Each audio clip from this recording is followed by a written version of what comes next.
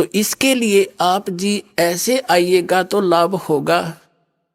संत मिलन को चालियो तुझ माया अभिमान, जो जो कदम आगे रखे सो सो यज्ञ समान।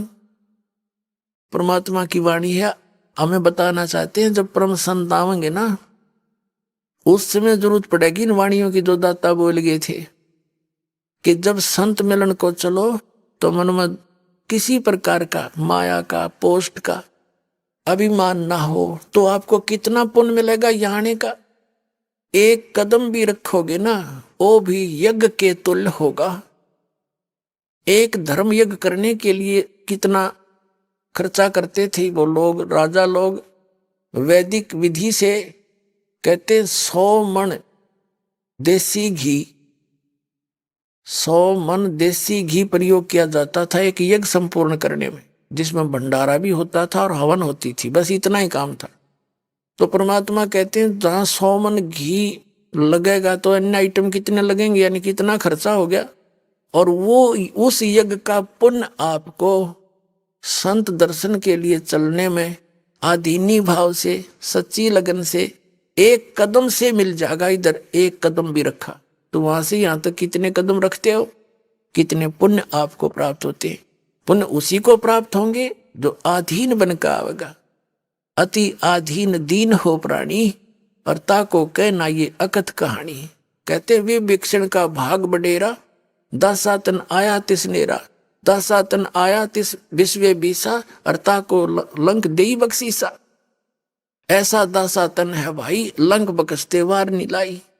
कहते हैं विभीषण तो अधीन बना कबीर पर, वो परमात्मा कबीर जी का शिष्य था। ये लंबा कथाएं हैं, धीरे धीरे आपको सारी पढ़ावांगे पढ़ाई। जैसे एक भक्त ने प्रश्न किया, कहने लगा जी मैंने रामायण खूब सुन रखी, पढ़ रखी, महाभारत पढ़ रखी, रामायण के अंदर मैंने एक शंका मेरे मन में है कि विभीषण और मंदोदरी ये 2 भगत की तागे वहां पर, और सारा राक्षस हो रहे थे उधर अभिमान में, मांस खाते थे और दारू पीते थे और मस्तार रखा था। ये 2 भगत कैसे आ गए, उनकी महिमा देखा, ऐसा ज्ञान उनके पास कहाँ था। न बोला जी मैंने सब मंडलेश्वरों के पास, आचार्य शंकराचार्यों के पास ये प्रश्न कर लिए, किसी मेरी संतुष्टि नहीं हुई उनते। तो मैं बोला भाई इस यह संतुष्टि दास तो होगी, सोनी बताऊं तेरे। फिर उसको सारी कहानी सुनाई कि कबीर परमात्मा 4 युग में आते। सतयुग में सत्सुकृत नाम से आए थे, त्रेता में वो मुनिंदर नाम से ऋषि नाम से आए थे, द्वापर में करुणामय नाम से, और कलयुग में वो कबीर नाम से आए थे। जब मुनिंदर नाम से त्रेता में परमात्मा आए हुए थे उस समय एक नल और नील नाम के 2 शिष्य बने थे। वो बहुत दुखी थे, उनके आशीर्वाद थे से वो स्वस्थ हो गए थे। फिर वो थोड़ी बहुत गलतियां हो जाती थी, वस्त्र कपड़े धोने जाते थे तो वो भोले भाले थे, उनके हाथों से दरिया में बहुत से कपड़े और बर्तन बह जाते थे। तो परमात्मा ने उनको आशीर्वाद दे दिया था, बेटा सेवा तो करो, लेकिन आज के बाद तुम्हारे हाथ से कोई भी वस्तु पानी में नहीं डूबेगी। उसके बाद परमात्मा एक चंद्र विजय नाम का भाट था लंका के अंदर, उनके 16 सदस्यों ने, घर के सदस्यों ने, पुत्र वधुओं ने, पुत्रों ने, पुत्रियों ने, सबने उपदेश लिया था कबीर जी का। और उस वो भाट जाता था राजा रावण के वहां पर, उन गीत ज्ञात सुनाने, उसकी महिमा गाता था। और उसकी पत्नी जो कर्मवती थी वो जाती थी मंदोदरी को चुटकले चटकले सुना के, उसने बूंदी अच्छी सुना के ज्ञान सुनाया करती थी। और जब उसने ये ज्ञान हुआ, उस कर्मवती ने भाट चंद्र विजय की पत्नी को परमात्मा का ज्ञान हुआ, तो फिर मंदोदरी को वो ये ज्ञान सुनाने लगी, ये वचन परमात्मा की महिमा के। तो मंदोदरी ने बोली ये कर्मवती चंद्र विजय की पत्नी भाटनी से कि तेरे अंदर तो सारा गोबर भरा था, सारी बेहूदी बात कराया करती, तू आज ये अमृत वचन की तले आई। तब उसने बताया कि हमारे घर भगवान गुरु जी आते हैं, उन्होंने मुझे ज्ञान दिया मंदोदरी, और ऐसा ज्ञान है मेरा जी करे तो सारे ने बताए दूं। फिर मंदोदरी खूब सुनती, यूं बोली तू उन बकवादा ने छोड़ी, मुझे ये ज्ञान सुनाया करे। और कहने लगी तेरे गुरुजी आओ ना, उसने मेरे पास ले बुला के। अब उस कर्मवती ने परमात्मा कबीर जी जब गए, मुनिंदर जी ऋषि रूप मारे थे, तब एक उसने कहा महाराज जी मेरी जो मंदोदरी रानी है रावण की, मैं वहां जाती हूँ और मैंने आपका ज्ञान सुना है, उसको बहुत अच्छा लगा। तो वो कह रही है कि मेरे पास बुला लो एक बार। ने बोला बेटी मैं ना जाऊं, उसकी गरज पड़े तो यहाँ आ जाएगी, मैं वहां जाऊं मन मानो उसका पति नाराज हो जा, मैं नहीं जाऊंगा वहां पर। तो कर्मवती गई, जाके कहा कि बहन गुरुजी ऐसे ऐसे कह रहे हैं, और देख संतों को बुलाना नहीं चाहिए, खुद जाना चाहिए।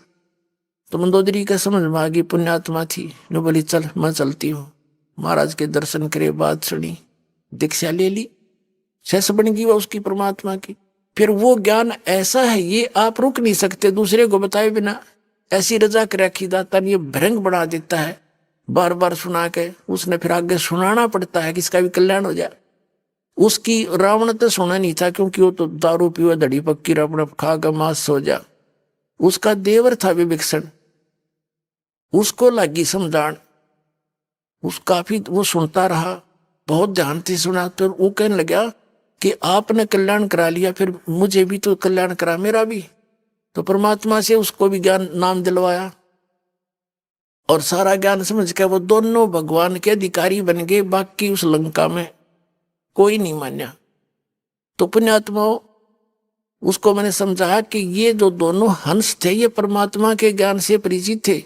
इसलिए मंदोदरी ने रावण को कैसा ज्ञान दिया है कि कर्म बिगाड़ रहा तू अपने, और ऐसे दुष्ट कर्म करते हैं पर प्रक्रिया पर तू नीत खराब कर गया, सूरवीर होकर के तू ऐसी गलती कर रहा है। तो ये ज्ञान तब दिया, तब उन्होंने बोला जी आज पेटा भर गया मेरा। बाकी ये बात से तो थारी उठपटांग सी कथा तो मेरे समझ में आ नहीं रही, पर होगा अवश्य ऐसा ही। लेकिन 100 का 100 सत्य है पुण्यात्माओं। ये कहते हैं रावण जिस लंका को अपनी ताकत से और अपने अन्य साधनाओं से प्राप्त करके रख नहीं सका, और वो लंका उस कबीर भगवान के भगत को मिली। कहते जैतन राजपाट भी चाहिए कर हमारा ये ध्यान, यह बीमारी भी हम काटेंगे तेरी। कहते हैं भी विभीषण का भाग बडेरा, दासातन आया तिसनेरा, दासातन आया विश्व बीसा, ताको लंक देई बख्शीसा। बख्शीश में दिवाई कबीर भगवान ने, अगले तू कर ले राज, तने राज चाहिए, क्यों ज्ञान तो था नहीं, भक्ति मालिक की जरूर करते थे। तो अब वो सभी प्राणी जन्म लेते हुए आ रहे हैं, अब सबका मोक्ष होगा। ये है वो यथार्थ ज्ञान, और यहीं पर पूरा समाधान प्राप्त करो और कल्याण कराओ। परम पिता परमात्मा पूर्ण ब्रह्म सर्व सृष्टि रचनहार सबके मालिक कबीर परमेश्वर जी की असीम रजा से, असीम कृपा से आप चंद पुण्यात्माएं परमात्मा की महिमा सुनने के लिए उपस्थित हुए।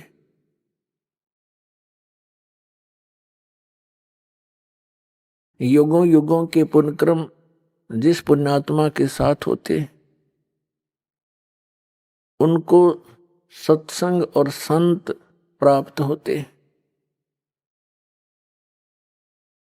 कबीर परमेश्वर जी ये हम सभी आत्माओं के हमदर्द हैं, ये हमारे अपने पिता हैं, और हम यहाँ काल के लोक में घने दुखी हो रहे हैं।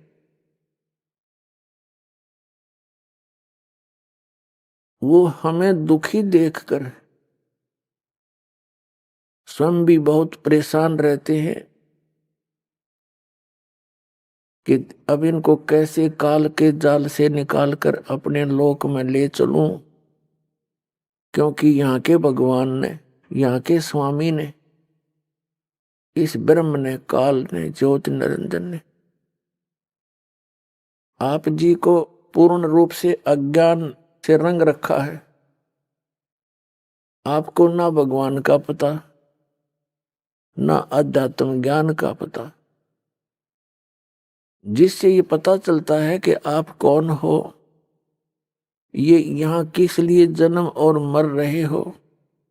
सारा जीवन संपत्ति इकट्ठी करने में सारा जीवन लगा देते हो, एक पल में आपकी मृत्यु हो जाती है, सब धरा धराया रह जाता है। यो के तो कोया बता, ये कोई जीवन है? हम इस सोच से जीते हैं कि हमारे बच्चे सुख से जी लेंगे, हम मकान बना चाले, और बच्चों का क्या पता वो कितने दिन रहेंगे उस मकान में। तो इतनी बुद्धि हमारी काम ना करती। और यदि हम सोच भी लें तो फिर कोई विकल्प नहीं नजर आवा था कि इसका विकल्प क्या है। अब परमेश्वर ने इसका विकल्प आपके समक्ष खड़ा कर दिया। अब जितनी मेहनत और परिश्रम आप इस काल के जोड़ तोड़ में लगाया करते थे, उससे 20% भी इसमें लगा दोगे भगवान वाले में, तो भी आपका सदा का छुटकारा हो जाएगा जन्म और मरण से। आप सदा सुखी हो जाओगे, आपको यहां भी सुख मिलेगा। तो इसके ज्ञान होने से ही हम इस संसारिक कर्मों से उल्टे हटेंगे और भगवान की तरफ ज्यादा बढ़ेंगे। आपको यदि यहाँ भी थोड़ा बहुत जैसा यहाँ का सुख है वो चाहिए, तो भी आप जी ने कबीर परमात्मा की भक्ति ही करनी पड़ेगी। यहाँ भी सुख यही दे सकता है, आपके परिवार की रक्षा करेगा, आपकी रक्षा करेंगे, आपको भक्ति देंगे, आपके साथ साथ रहेंगे। जो जन मेरी शरण है ताका हूं मैं दास, और गेल गेल ला गया फिरूं जब तक धरती आकाश। जो बच्चा गौ की नजर में यूं साईं को संत, और भक्तों के पीछे फिरे वो भक्त वत्सल भगवंत। जब आप इसकी शरण में आ जाओगे, इस दास से उपदेश ले लोगे, उसी दिन से परमात्मा आपका हाथ पकड़ लेगा। और जैसे माता पिता अपने बच्चे की प्रत्येक सुविधा का ध्यान रखते हैं, ऐसे रखेगा। और परमात्मा हमें याद दिलाते हैं आकर के,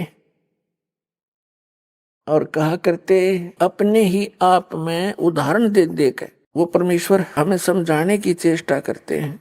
क्या बताते हैं?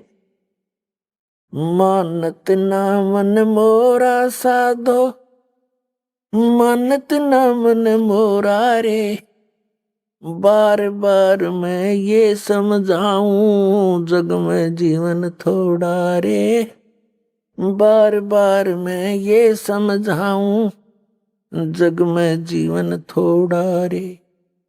मानत ना मन मोरा साधो, मानत ना मन मोरा रे, बार बार मैं ये समझाऊं जग में जीवन थोड़ा रे, बार बार मैं ये समझाऊं जग में जीवन थोड़ा रे। इस काया का गर्व न करियो के काला के गोरा रे, इस काया का गर्व न करियो के काला के गोरा रे, बिना भजन कछु काम न आव चाहे, एतर छड़को चहूं ओरा रे, बिना भजन कछु काम न आव चाहे, एतर छड़को चहूं ओरा रे। मानत ना मन मोरा साधो, मानत ना मन मोरा रे, बार बार मैं ये समझाऊं जग में जीवन थोड़ा रे, बार बार मैं ये समझाऊं जग में जीवन थोड़ा रे।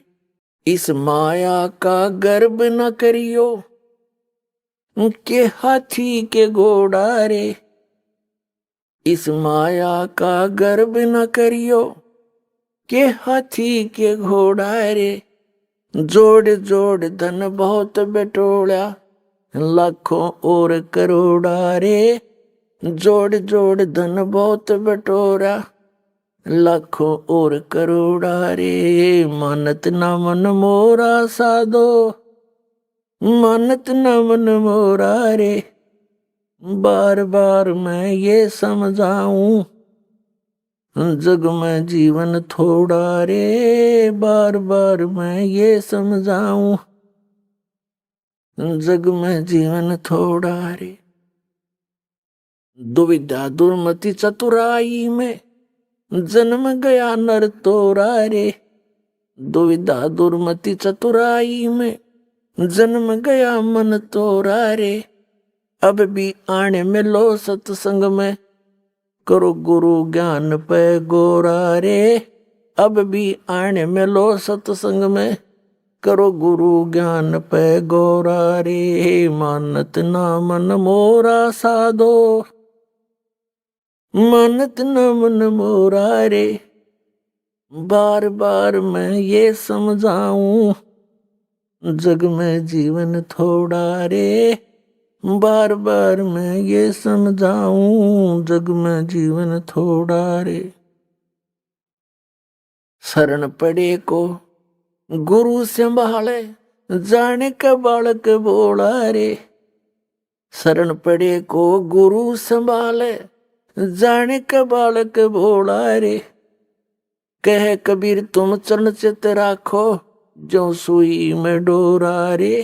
कह कबीर तुम चरण चित राखो, जो सुई में डोरा रे। मानत ना मन मोरा, मानत ना मन मोरा रे।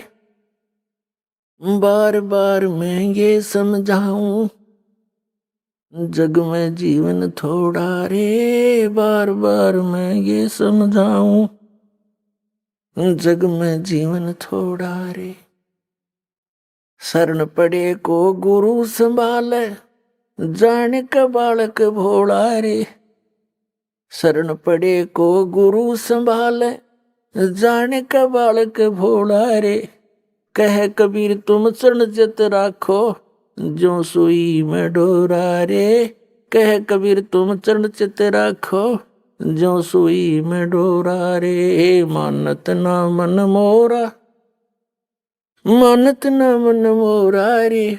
बार बार मैं ये समझाऊं, जग में जीवन थोड़ा रे। बार बार मैं ये समझाऊं, जग में जीवन थोड़ा रे। अपनात्माओं, परमात्मा कबीर जी आपके लिए भटक रहे हैं, क्योंकि आप जी को तो नशा करा दिया इस काल ने, भांग पिला दिया झूठे रंग की, या झूठे सुख की भांग पिला दी। और आप इसमें इतने मदहोश हो गए, राम भूल गए, अपना गांव भूल गए, कहां से तुम आए थे। और इसी व्यवस्था में ये जीवन है यहाँ पे जीव का। किसी का बेटा मर गया, किसी की बेटी मर गई, कोई डाका मार गया, कोई चोरी कर रहा है, किसी की टांग कट गई, कोई लट्ठम लट्ठा, कोई मुकदमेबाजी। कोई प्राणी चैन से नहीं है यहाँ। एक रंग से लेकर राजा तक भी जीव को सुख नहीं है। फिर क्या जीवन है ये? लेकिन ये आपकी पुनिशमेंट प्लेस है, यो आपकी सजा का स्थान है ये। और इसको आपने यहाँ फाइनल मान लिया, तो जब तक इस जेल से निकलने का कोई साधन नहीं प्राप्त था, तब तक तो व्यवस्था थी, अपनी मजबूरी थी। अब इस कैद से निकलने का अब ये तरीका बता दिया भगवान ने। इस परमेश्वर कबीर जी की शरण में आओ, इस दास के माध्यम से दीक्षा लो, और फिर परमात्मा आपका साथी होगा। कहते हैं कर लो गुरु वकील, मुकदमा भारी है। तो इब गुरु आपका वकील बनेगा इस जेल से आपकी मुक्त कराने के लिए।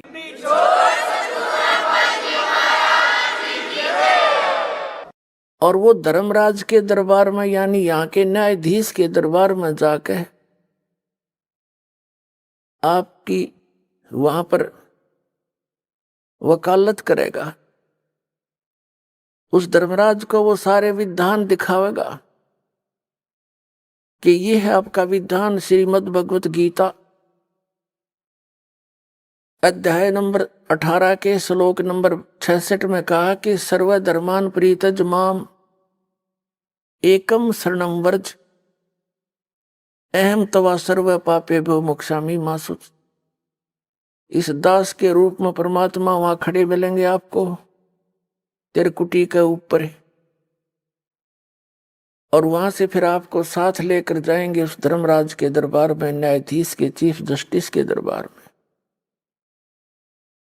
और वहां कहेंगे जी ये देखो आपका विधान है कि सर्वधर्मान प्रीतज माम, आपका भगवान कह रहा है, आपका राजा कह रहा है, मेरे सतर की सब पूजाएं मुझे छोड़ दे और फिर उसकी शरण में जा। आप इसका अकाउंट लो, आपके सतर की जो साधना इसने की है उसको जमा करो, इसको बरी करो। जैसे परमात्मा के पाने का यानी इस जेल से छूटने का ये एक साधन है, एक तरीका है, एक प्रोसीजर है। ये प्रथम मंत्र आपको प्राप्त हो तब आपको यहां तक बरी कराएगा परमात्मा, आपके साथ चलेगा। जब आप मूल कमल में पहुंचोगे आपका जाप होगा, ये प्रथम मंत्र में जो आप जाप करते हो मूल कमल का किलियम, तो वो परमात्मा आपसे पहले यहां तक तो आपको क्लियर कराए पाओगा, आपका डेबिट क्रेडिट साफ करके, और आपके वहां अकाउंट यहां तक तो ऑटोमेटिकली आप साफ मिलोगे। फिर त्रिकुटी में जाकर बात बिगड़ती है। वहां एक बहुत बड़ा मेला भरता है, वहां पर बहुत भयंकर स्थान है वो अनजान व्यक्ति के लिए। कहीं पर जैसे मेलों में आपने देखा हो, कहीं तक कोई नाच रहा है, कोई गा रहा है, कोई रीछ नचा रहा है, कोई बाजीगर तमाशा दिखा रहा है, कोई रागनी गा रहा है, किता कुछ ढोल पीट रहे हैं, और किता कोई साधु संत कोई कथा सुना रहा है। तो त्रिकुटी पर जाकर के बहुत बड़ा विशाल स्थान है वो, वहां पर ये काल नीचे के जो संत हैं नकली उसने भेज रखे हैं, ये इनके रूप धारण करके अलग अलग मंच बनाकर वहां सत्संग कर रहा होगा।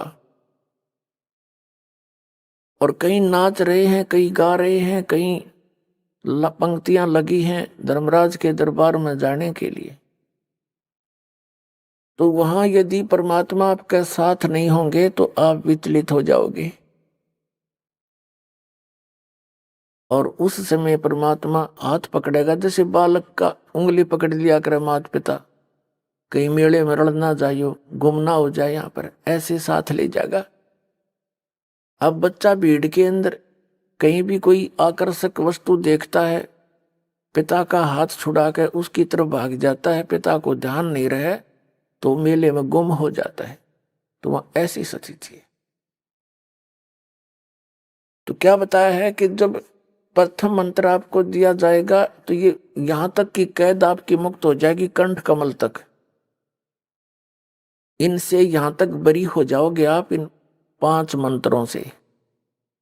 इसके साथ साथ जो 2 नामों की जो धन है आपका, वो आपको अलग से मिलेगा, आपके सतलोक जाने वाली कमाई में वो सहयोगी होगा, क्योंकि वो उस परम पिता का जाप है। इसलिए उस सार नाम आपको मिलता है लेट, उसकी कुछ पूर्ति ये 2 मंत्र करते रहते हैं साथ के साथ, क्योंकि डॉक्टर को पता होता है कौन सी औषधि इस रोग में रोग काटने की और कौन सी इसके बॉडी को सपोर्ट देने की है।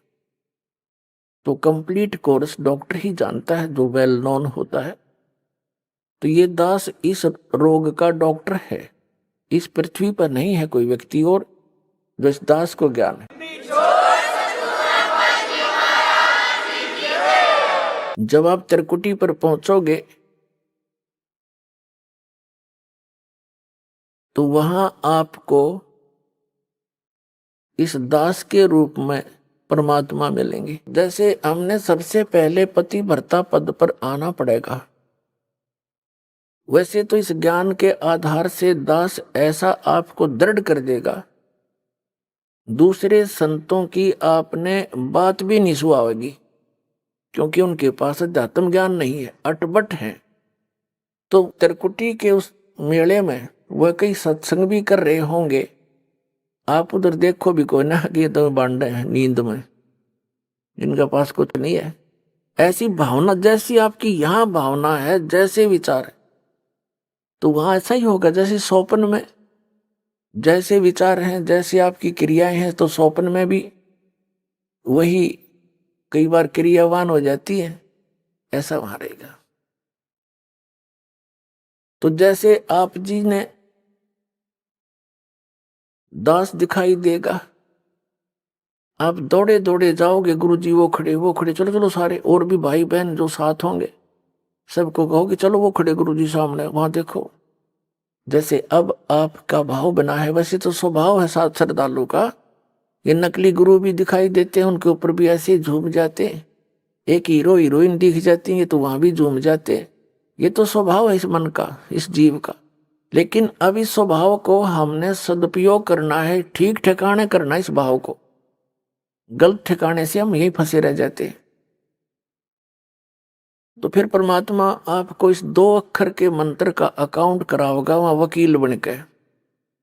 और इनके जैसे दास आपको यहाँ दिखाता है ना, इसमें ये लिखा, इसमें ये लिखा, इसमें ये लिखा, तो कानून की किताब है ये यहाँ ये परमात्मा की।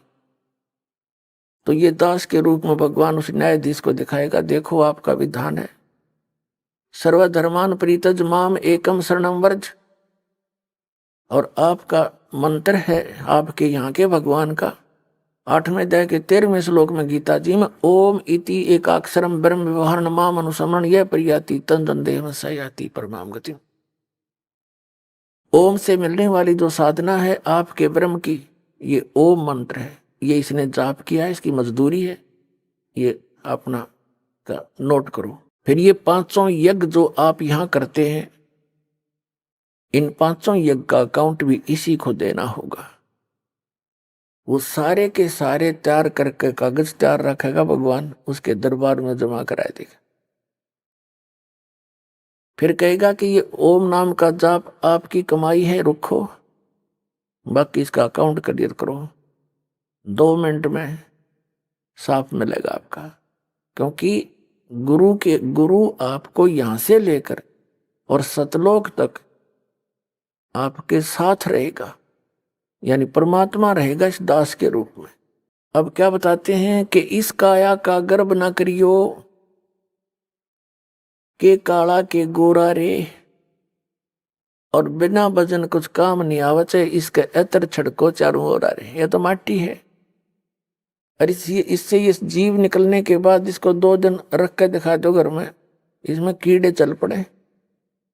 ऐसा बेकार शरीर है ये। कबीर साहब कहते हैं, गर्भ ना करे रे गंवारा, यो जोबन और तेरा धन, ये जवानी और ये धन, ये तो मेहमान है दिन चारा। फिर बताते हैं, पशु के चाम की त जूते बन जा, नौबत और नगाड़ा, और नरदे ही कुछ काम ना आवे, जड़बुझ हो जा छारा, यानी राख हो जाती जड़ के। या तो उस काम भी ना हो, जूते बन जा, कोई नगारा बन जा, या कोई और काम आ सकती है। ये तो केवल एक का काम आ सके, भगवान पाने के लिए। तो फिर क्या बताते हैं, इस काया का गर्भ न करियो, के काला के गोरा रे। इसने कभी किसी के खरोंच आ जा थोड़ी सी, अंदर मटेरियल सारा एक जैसा सबका, चाहे कोई गोरा है चाहे काला है, ऊपर ऊपर की पॉलिश का अंतर है बस, अंदर मटेरियल सेम है। और इसमें मटेरियल क्या है, कभी कोई कुत्ता मरा हुआ देखा हो आपने सड़क के एक्सीडेंट में, उसका वो आंत बाहर निकली पड़ी होती है, देखने में दिल भी ना करे, उल्टी पड़ जा, कहीं टट्टी निकल रही है, कहीं पेशाब, और कहीं उसका आंत सारी बाहर पड़ी है, मांस पड़ा है। यो सांग है जिसने आप ठाए फिरो हो, और इस मांडी पाक रहे हो, धरती तोल रहे हो, हैं, कभी कुछ पॉलिश कर रहा है, कभी उसको पाउडर ला रहा है, स्वस्थ रखने के लिए इस बॉडी को, क्योंकि इसकी हमें घनी जरूरत है, उसके लिए आप इसकी आवश्यक औषधि वस्तु प्रयोग कर सकते हो, उससे एक्स्ट्रा करते हो बकवाद है। और भगत ने बकवाद सुहावा नहीं, चला नहीं इस भक्ति मार्ग। इसको वही समझें जो यो मटेरियल है। इसे अलग सोचकर हम इसकी कोई और ज्यादा चकाचौंध करने की चेष्टा करते हैं तो हम भक्त नहीं है। हमने समझा नहीं है ये क्या वस्तु है और ये इतनी अनमोल है। वैसे तो यह मिट्टी है, लेकिन इस मिट्टी से हम सोना बना सकते हैं, मोक्ष रूपी सोना, और इसके अतिरिक्त वो हो नहीं सकता। तो कहते हैं ये देही सोंगी नहीं, ये महंगी रत्नों मोल है। यह नरी सस्ती भी ना समझना, ये बहुत कॉस्टली है। असंग जन्मों के बाद दाव लगता है इस मानव शरीर का, और इसको हम उसी पशु पक्षियों की क्रियाओं में नष्ट कर जाते हैं। तो परमात्मा कहते हैं धिक्कार है तुम्हारे जीवन को। अब इसको हम सफल करेंगे मनुष्य जीवन को। इसके बारे में बताते हैं, इस माया का गर्भ ना करियो के हाथी के घोड़ारे, और जोड़ जोड़ धन बहुत बटोला लाखों और करोड़ारे। कबीर साहब कहते हैं कि सर्व सोने की लंका थी वह रावण से रणधीरम, एक पलक में राज विराजी फिर जम के पड़े जजीरम। सारी सोने की लंका बनाए बैठा था कुबद्दी। सोने के जैसे हम गारा मिट्टी के ईंट बनाते हैं, ऐसे सोने की ईंटें बना के और सोने की गारा से उसको चढ़ा रखा था। और कहते हैं एक पलक में राज विराजी, राज से विहीन हो गया एक सेकंड में। और फिर यम के पड़े जंजीरम, काल के दूत ले गए उसे न जकड़ के। हमें ये दंत कथा सुनाया करते ये आचार्य और शंकराचार्य, हमारे धर्मगुरु ये मंडलेश्वर संत। कहते हैं रावण की मुक्ति होगी, श्री राम के हाथों मर गया। कोई बात हुई है? इसी को दिन को मार दो, ऐसे जालिम व्यक्ति को फिर स्वर्ग मिलेगा, मुक्ति होया करे उसकी। फिर भक्ति की आवश्यकता क्या रहेगी? राम तो मर जाते सारे, फिर राम ने अपना परिवार ना मारा एक भी, जब सद मुक्ति होनी थी। तो ये बकवाद गढ़ा करते, न ज्ञान था को नहीं, जनता को मूर्ख बनाकर अपने पीछे लगाए रखना इनका उद्देश्य था। अब बुद्धिमान हो, भक्ति करनी है तो विवेक से करो, न तो कोई फायदा नहीं डले डोन का। तो परमात्मा बताते हैं कि इस संसार की किस वस्तु की डिमांड करते हो आप? क्या मांगू कुछ स्थिर ना रहाई, और देखत नैन चला जग जाई।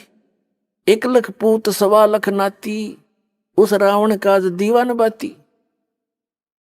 यदि आप भगवान से धन की डिमांड करते हो, उस रावण जितना धन तो आप मेरे ख्याल में 100 जन्म भी नहीं इकट्ठा कर सकते। और एक पुत्र ना है किसी के, वो पुत्र डिमांड करता रहता है, बस ये मरे जाए, वो पुत्र वाली डिमांड ना पूरी होती इसकी। तो बिना ज्ञान के हम ऐसे दुखी थे, इस ज्ञान से हमारी 90% ये अननेसेसरी जो डिमांड है ये खत्म हो जाएगी। और फिर भी आपको किसी चीज की आवश्यकता है तो भगवान दूर नहीं है, वो वस्तु देगा जो आपके भक्ति में बाधक ना हो। जैसे डॉक्टर है, डॉक्टर रोगी को वही चीज अलाउड करेगा खाने के लिए जो उसके रोग में सहयोगी हो, बाधक ना हो। तो डॉक्टर नहीं है, उसने नो क्या कुछ खा ले, बता कोई बात है? ब्लड प्रेशर का मरीज और उसने घी खवावे और वो घी खाना चाहता है और डॉक्टर क्या खा ले, तो डॉक्टर नहीं है, वो तो दुश्मन है उसका। तो हम आपको वो वस्तु कति अलाउड नहीं कराएंगे जो आपका जीवन नाश कर दे, यानी भक्ति नाश कर दे। आप भक्ति करियो चाहे ना करियो, ये कोई बालकों का काम नहीं है। ये मैं कोई डूम बाट नहीं, कोई मांगनियां खड़ियां नहीं, एक मैंने रोजी रोटी ना मिल रही थी। इस दास ने इस परमात्मा के प्रोसेस को, इसके सारे ज्ञान को बहुत गहराई से समझा है और तब इसके ऊपर कदम रखा है।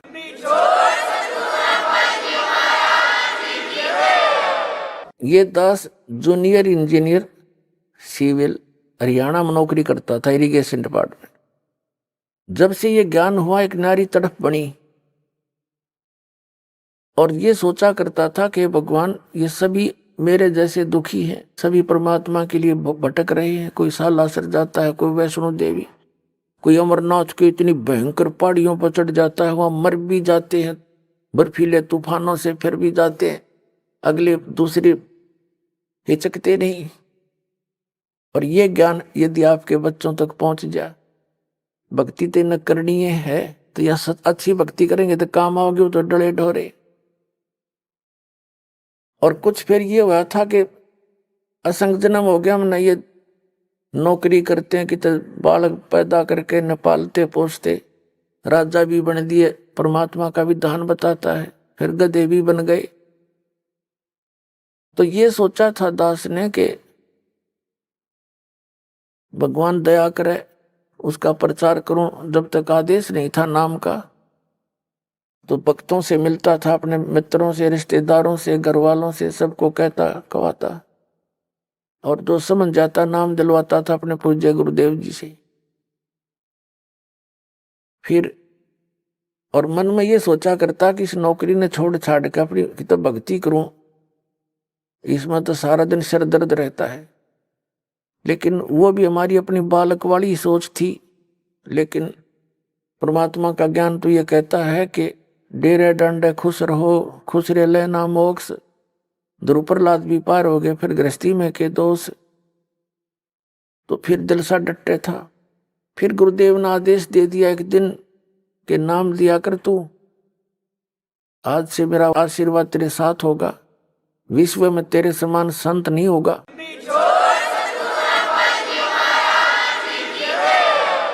क्योंकि अपनी औकात से जीव खूब परिचित होता है, मानने चाहे ना मानने।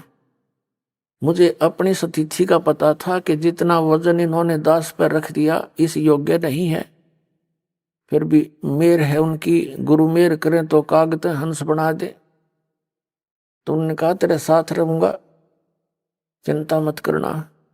और आज से सभी जितने उनके शिष्य थे सबसे कह दिया था कि आज के बाद मैं तुम्हारा गुरु नहीं हूं, आज से दोबारा इससे उपदेश ले लो और इसको गुरु बनाओ, इससे तुम्हारा मोक्ष होगा।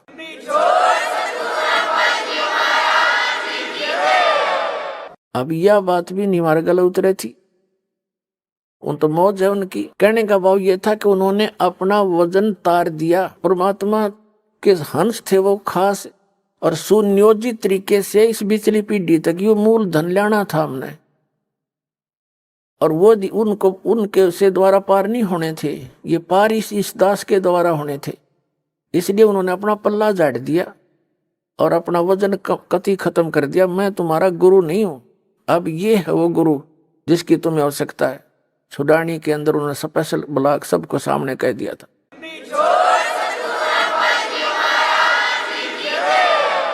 तो पहले तो यूं था भी चलो परमात्मा का भी दान है, भक्ति भी करेंगे, अपने बच्चा में भी रहेंगे। फिर मन में उमंग उठी कि भगवान ही बाप के गुण गाऊंगा, आदेश दे दिया नौकरी भी छोड़ दूंगा। क्यों, एक का काम होगा, नौकरी सच्ची सरकार की कर ले चाहे नकली की कर ले, एक का बनेगी, इतना वजन हो पीछे। तो फिर ये पाठ सत्संग की अधिकता होगी। सन 1995 में दास ने सर्विस त्याग दी और खुशी मनाई थी कि मैं चलो असंग जन्म का झंझट था इब निमट गया, अपना भक्ति करूंगा, अच्छे भगत मिलेंगे, सब ते प्यार तरह करेंगे, ज्ञान सुनाया करूंगा। अब मैंने सोचा था कि अब मैं चैन से रहूंगा। अब इसमें देखा इस जितना झंझट कितना पाया कोई ना। साची को कबीर साहब कहे हैं, साची को और मारना है, भला करूं और बुरा बतावें। वो नए सिरे तो और संघर्ष शुरू हो गया। जिस भी गांव नगर में हमने जाकर सत्संग किए, 2-2 3-3 दिन एक घर में पाठ करके हम सत्संग सुनाया करते थे। तो उस नगर के जो वो नकली संत 1-1 2-2 10-10 20-20 सब गांव में बैठे हैं, उनको पता चले वो तो ब्रह्मा विष्णु महेश के बारे में ये कहता है, देवताओं की पूजा की भी मना करता है, ऐसा करता है। तो वो गांव गांव में शत्रु पैदा हो गए। तो हम नहीं उनको कुछ शत्रु मानते थे, लेकिन वो रोजी रोटी वाले हमें मानने लगे। तो यहाँ तक बात बढ़ती बढ़ती फिर आपने पता है क्रोथा कांड करा दिया इन दुष्ट लोगों ने। ये जनता के हितैषी नहीं, और जिन्होंने भी परमार्थ की चेष्टा की है ये सदा आगे अड़ते रहे। जैसे ईसा मसीह जी ने सच्चाई कहने की चेष्टा की थी, करस करवा दिया इन दुष्ट लोगों ने। कबीर परमेश्वर जी ने सच्चाई की ढोल के डंके पे इन्होंने वो दुख दिए।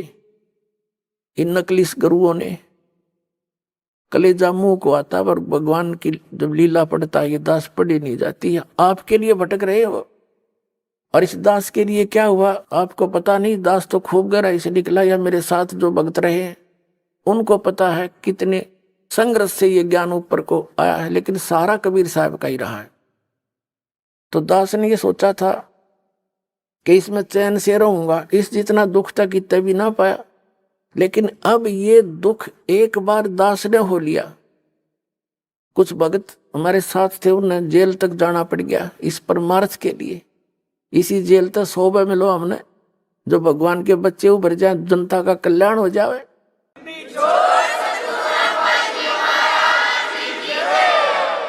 तो उस दिन से लेकर आज तक वो संघर्ष जारी है। लेकिन अब परमात्मा की दया होगी कि परमात्मा के बच्चे इन प्रमाणों को देखकर अब इनका यो ज्ञान समझ में आ गया, न सो आ गया। पहले तो सुआ हुआ ही नहीं था। टीवी ऑन करें थे और ये सुनने को मिल जाए ब्रह्मा विष्णु महेश नासुआ ने टीवी बंद कर दे थे, 36 गाल दास ने दे थे। यो बकवाद करता है, ब्रह्मा विष्णु जी को भी नासवान बताता है, इनके माता पिता बताता है। मैं तो पढ़ के सुनाता हूँ, बताता नहीं। इनका इतिहास लिखा हुआ है, और वो तुम्हें पढ़ने को, आप जी को मिला नहीं पढ़ने को। आप समझ नहीं सके, दास तो समझ आ रहा है कि ये लिखा है इनके इतिहास में।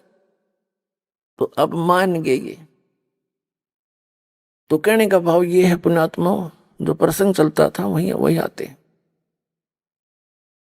कि जैसे क्या मांगू कुछ थिर ना रहाई, और देखत नैन चला जग जाई, 1 लाख पूत 1.25 लाख नाती, और उस रावण के आज दीवान बहती। के मांगे यहाँ की घटिया वस्तु, ठीक है भगवान दे रहा है, ठीक है, और डिमांड करो, ना देता ये मत सोचो कि भी भगवान ने ऐसा क्यों नहीं दिया। ये सब कुछ दे सकता आपको, ये जो चाहे सो कर सकता कबीर परमात्मा। इसकी डिक्शनरी में इम्पॉसिबल वर्ड नहीं है, ये वो समर्थ परमात्मा है। लेकिन बात यही ध्यान में रखना कि डॉक्टर वही वस्तु अलाउड करेगा जो बढ़ावा निरोग ने सहयोगी हो। तो ये भी आप ध्यान रखना, ऐसी वस्तु आपको यहाँ से मिलेगी नहीं जो आपकी भक्ति का नाश करे, और बाकी आपका काम कोई 8 लाख गएगी नहीं। ये सत्कर मान लियो, बेसिक लिख लेना कि तक कोने में डायरी के।